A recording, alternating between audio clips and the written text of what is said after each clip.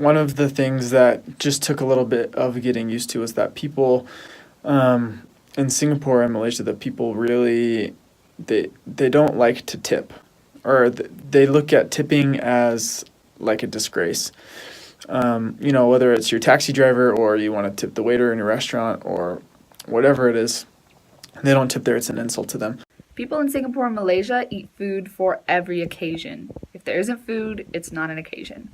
And so when you are with members especially, you have to finish all the food. And it's not a matter of, oh, they can't afford it, I need to eat it, as, 'cause there are some places where it's like that. But mostly it's a matter of they just want you to eat because it's a symbol of them treating you well. And so they'll eat all the time and they'll be this big, and you're going to get to be like this big. You're going to swell up and get huge as a missionary. But they love that. The members love when the missionaries are fat. Not only do they love that, they love when you speak their language, or at least try. If you try and learn little Chinese words, they'll be, oh, good job, kind of the way that they would for a little child. And they're just really fun people. They're really awesome and really nice. I learned this the hard way. So Singapore and in Malaysia, main part of Malaysia, they have loads of train systems and subways and all of that. But so when the train comes, you have to stand on the side and wait for people to come out. But I thought it was, you have to, step in front and, just first come, first serve. And when you're on the train, there are seats, and you always try to give your seat to an elderly person. If you sitting down and, doing your own thing and you don't see an elderly person and you offer the seat to them, you're kind of looked down upon, and people don't really like that. So that's kind of a tip, to always care for your elders. So in Malaysia, in the Malaysian part of the mission, usually if you serve Chinese speaking, you talk with the Chinese people, and usually they're a little bit more wealthy, so they have nicer houses and stuff. But a lot of people still live in villages, we call them kampongs. They're pretty, I guess filthy is the right word. They're pretty dirty. And those are usually the people who, everyone's Malaysian, but the people who speak purely Malay and aren't of Chinese descent, they're usually living in the kampongs. So it's really humbling to go see them and, go see how they're doing. But it is very two different lifestyles within the two different ethnicities and cultures. The culture of Singapore is very fast-paced, very dialed in, and very business-oriented. The culture of Malaysia is a little bit, at least West Malaysia, that's where I served, a little bit more laid back, but still in the bigger cities pretty dialed in and faster pace, but slower than Singapore. But in general, just love the culture. It is so much fun.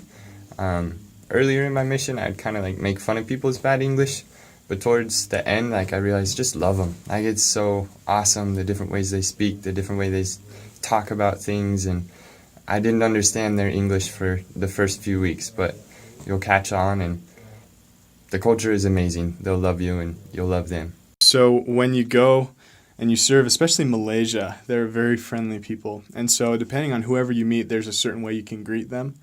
Most of the time when you give someone a handshake, you'll shake their hand lightly and just touch your heart. It's actually really cool, really personable. And a lot of times when you address people, you won't really call them Mr. or Mrs., You'll just kind of call them by their, if they look like an uncle or a father or an aunt, a grandma, a grandpa, you'll call them by that title and then proceed to talk to them. A little bit different from what we're used to in America, but it's a cool way to talk with them. And then with Muslims, you can simply say Assalamu alaikum, which means peace be unto you. And they love that. I think that's a really cool way to engage them. Lots of great culture. Some of my most favorite things about my mission were the culture. Every single house that you step into, make sure you take your shoes off. Some of the church buildings in Malaysia will require the same, that you take your shoes off when you go into church. As far as Singapore goes, be curious and kind. I like to learn the different greetings in each of the different languages of the melting pot of Singapore because it fends nicely where you can kind of greet people and make them smile because you know their language, whether you're learning the language or not. I think another thing is if you're eating with your hands in Malaysia, eat with your right hand, not your left hand. The left hand is used for bathroom duties.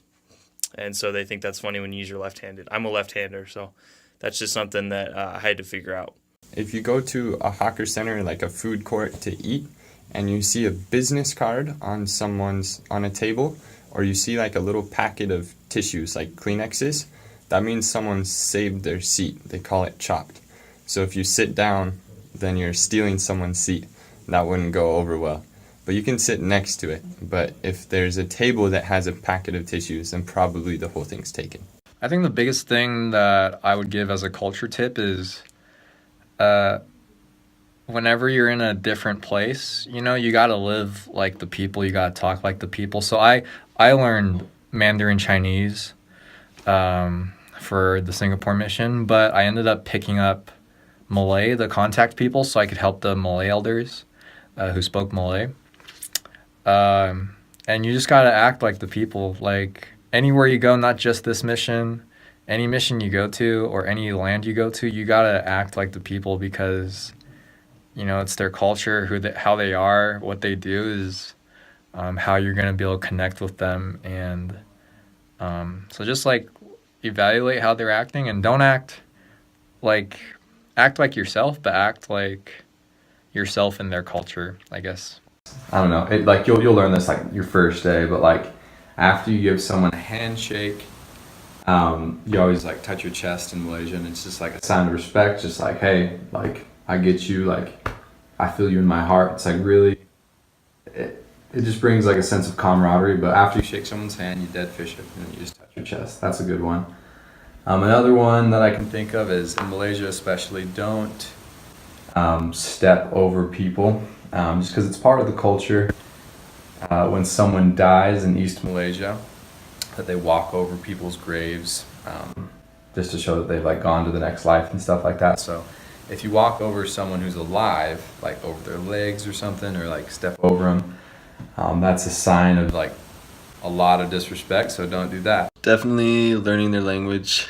I was a Malay speaking elder, and you should stick with the language you're called to, but it's definitely a good idea just to learn like little phrases in their language. It's a good way to connect with people culturally. They love that. And then the second is their food. Show an interest in the food that they make and the food that they like, and if you, I guess, like match their interest of food that they like and eat a lot, and they see that you like it, they're gonna love you. So Another cool thing about the culture is when you speak their language, people love you more. You're obviously probably going to get assigned a language, but pick up a few phrases in the common languages. So a few phrases in Malay, a few phrases in Mandarin Chinese, Cantonese, maybe depending on your area. A little bit of like hello in Tagalog, because you'll meet some Filipinos. Whatever happens to be in your area, try to get at least a few phrases in their language, Iban or whatever it might be. When you go through immigration between the two countries, or actually even between the two, any place in Malaysia, since they're trying to make individual states, just be careful. Don't be suspicious. Just be normal. I mean, they're not gonna do anything if you're just nice and stuff. Because they're immigration is a little strict because they might be like, oh, what are you doing here? And you might.